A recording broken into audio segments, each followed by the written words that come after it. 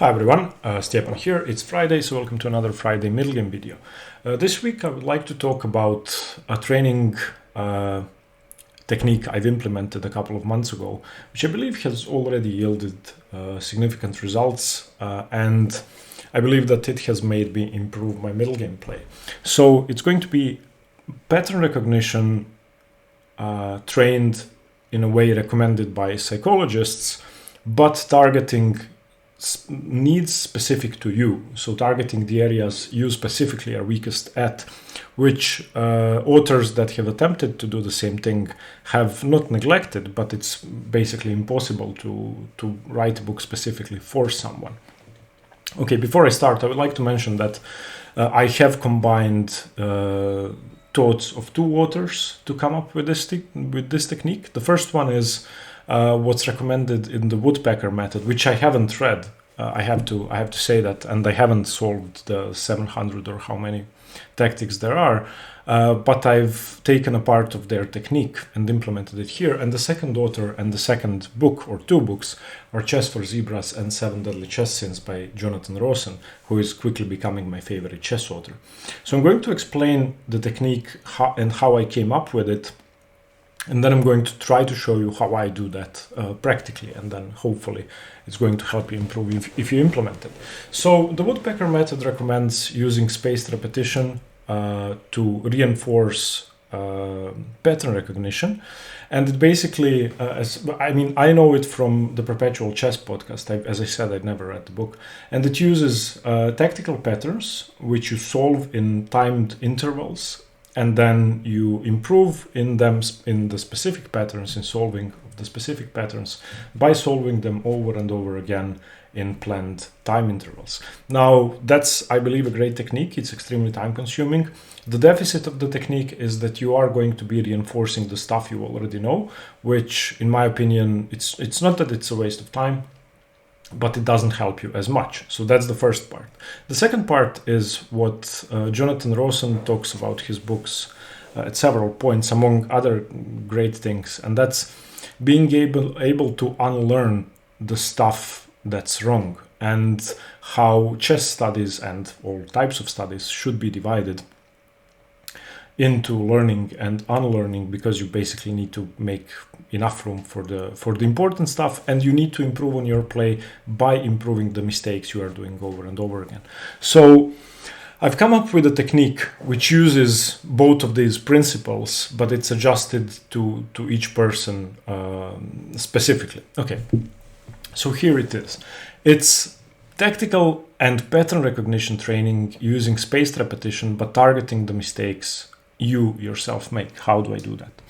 Okay, so whatever you do in your chess week or chess month, I've divided the cycles in weeks because I go over too much stuff and then my routine will get cluttered easily, so I start over each week. So what you do is, every time you make a mistake, it could be a mistake while playing the middle game, it could be a mistake while analyzing a game, it could be a mistake while watching a chess video and you thought that this should have been played but it was incorrect, it could be a mistake while solving tactical problems. It doesn't matter, as long as it's not a theoretical endgame or a very simple endgame or the opening, which you can learn from a book or from wherever else. You have to apply this principle to that mistake. So once you make a mistake, and this, what you can see on the screen, is a mistake I've made last week. I was analyzing one position in the Caro-Kann, and this is a weird Caro-Kann position which almost never arises. There have been maybe 20 or 30 games played from this position, and the theoretical move for black is e5, or the best move for black is e5. And this is a fairly complex middle game, so I would never play e5 here, even though that's a pattern I should know by now because I've played the Caro-Kann for a long while. And then I've categorized this pattern. I'm just going to move this window to the top so that you can see the whole thing. Sorry for not seeing me, but I guess that's okay. So what you do is you create a study. You name the study pattern recognition or whatever you want, and every single one of your mistakes you have to list, you have to categorize, and you have to describe. Now, I also do that in a notebook because I believe that reinforces the knowledge even more. So and I only chose this as an example, that's the first thing that came to my mind. So I created one chapter, e5 in a small center in the Caro-Kann. So e5 is a thematic move here. I didn't know it, and it won't only help with this specific position, it will help with similar positions. Then I've described why white shouldn't take it, what happens if he take it, what's the point of e5 and stuff like that. Okay, I'll show you a clearer example. Let's solve a tactic. Okay, so we have a tactical problem. I will actually try to solve it now. Just give me a few seconds. Okay, so checks bishop h7, captures, no forcing moves. Okay, okay, I think I have it. Okay, so white should play knight a4 if I'm not mistaken, and the queen should be trapped with bishop to c4. Yes, okay, so, okay, I solved it, which wasn't the point of this. Let's say I failed it. Let's say in this position I played, I don't know, rook to b1. And rook to b1 was answered with, what do we do? Let's turn on an engine. Rook to b1 was answered with queen takes c4. Then what I would do, I would open the game up, okay, and then I would go to, okay, actually we can copy paste the whole thing. Okay, and then go back to your study, my studies, pattern recognition test, chapter, add chapter, URL, add it here, create chapter. All right, where was that move? Okay, okay, it was here. So if I played rook b1, I would say here I played rook b1. Okay, and then I would insert the move, and then I would describe why rook b1 is wrong, and then I would describe the correct pattern. After knight b4, knight a4 wins the queen, so I would say knight a4 restricts the queen, and it allows white to win it, blah blah blah. Okay, so now that I've inputted, and I'm going to do that in much more detail, let's just move this order, move to bottom. Okay, sorry.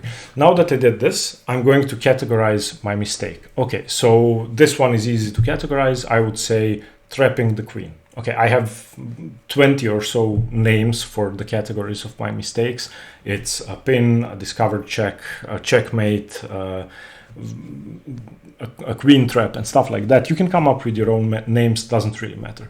So categorize each mistake. That's very important, because in the end you're going to do a statistical analysis of your mistakes using the categories you yourself have chosen. Okay, now step 2.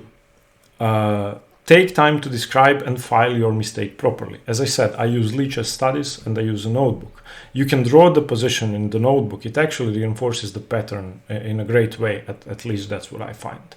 Okay, and then step 3, which is the hardest, at least for me, write down why you think you didn't see the correct pattern, plan, move, whatever.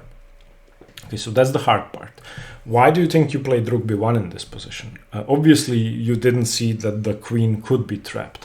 Obviously, you didn't see that your knight on c3 was hanging, for example. Okay, you missed a piece. Try to describe it in as much detail as you can. And then what you do, as the days of the week go by, if you train less than me, then maybe a 30-day span is going to work for you.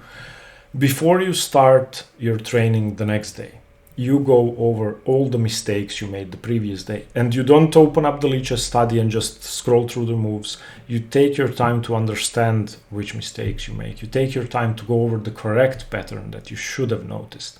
And you do that every day until the cycle ends. For me, by the end of the cycle, there are going to be more than 200 or 300 positions which I have to go over. So it's going to take a couple of hours to do that at the beginning of each day. But that's where what Jonathan Rosen is talking about comes in. Before you start gathering new information and learning new things, it's important to improve on the stuff you think you know, but is incorrect. Because obviously playing rook b1 in this position may be an absurd move to me or to somebody stronger than me, But to you, it may be perfectly logical. You are attacking the queen, and the queen doesn't have a lot of squares. Maybe you were thinking of playing knight b1 after that, or which is impossible because the rook is on b1. It doesn't matter. The important thing is that you are applying spaced repetition to your exact needs, and you are targeting the areas you are weakest at. That's how I believe pattern recognition training should work. You need to be able to target the specific patterns you are bad at, and then you need to practice them over and over and over again. Now I'm going to tell you the results after the first 5 or 6 cycles for me. So in my statistical analysis, I drew a conclusion of which mistakes I do most often. And it's not that I was able to find a million positions with those exact mistakes to practice afterwards. I was still working on the same positions I've seen 100 times. Like if you go through a position every day, then after a while you will have seen it a million times.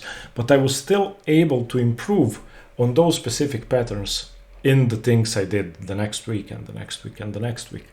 So what I found was and by the way, the one of the most common mistakes I was doing throughout the first week was pure calculation in tough endgame positions, which are complicated, where you have to calculate whether a pawn can be pushed, whether your opponent can catch it with his rook, with his pieces. Chess Tempo has a lot of those.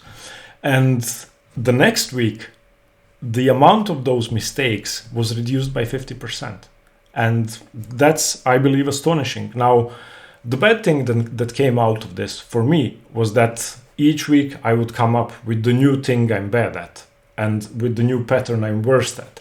And every week, the pattern I made most mistakes in changed, which is at the same time very astonishing and crazy, because that means that in chess you can never become good at everything. You are just worse at something else as you progress, which is, I mean, that's okay. That's the way it should be. So again, I'm going to repeat what I wanted to share with you. I believe that spaced repetition is useful if you target things you specifically need to work on. Second thing, you need to improve on what you think you know, but you really don't. And to do that, you need to target your mistakes, you need to describe them, you need to categorize them, and you need to drill them every day, until you force your brain to recognize the pattern you would usually blunder in or not notice. Now again, I chose a tactical example which I solved, and then it wasn't good. It wasn't a good example to show what I wanted to show. But still, you can do that for everything you do. So if you are reading a chess book, for example, I'm reading through Chess Blueprints at the moment, and there is a position you weren't able to solve. There is a position you didn't understand, even if you read what the author wrote, and there have been many positions like that for me. Then you input it here, and you describe it. You describe why you think you failed. You categorize it. What was it? Was it a pawn break? Was it you misunderstood the pawn chain? You didn't find the weakness. You didn't find the clearance sacrifice, which, by the way, I'm improving at rapidly. Clearance sacrifices, or moving pawns to be able to occupy squares by your pieces, is something I've become actually good at compared to a couple of months ago, because I use this spaced repetition to go over these examples over and over again. And the most important thing I think you get from this is that you get a chess book written specifically for you. After a couple of weeks or a couple of months, you will have a library of things you suck at, a library of mistakes you made, a library of mistakes which, should you improve them, would make you a better middle game player. So I know this is hardcore, hence the title. It's very hard to do that every day, and it's very hard to force yourself to do the boring thing every day before you start gathering new information. But trust me, it helps. And I would really like to hear your opinions on this. Sorry for recording a theoretical video, but I think this is very important. I think this, if you can take out the time to do this, of course, if you only solve one tactical problem a day, your Lichess study is going to get filled in 5 years, doesn't matter. So this is how hard this is and how time consuming is going to depend on how much you train generally.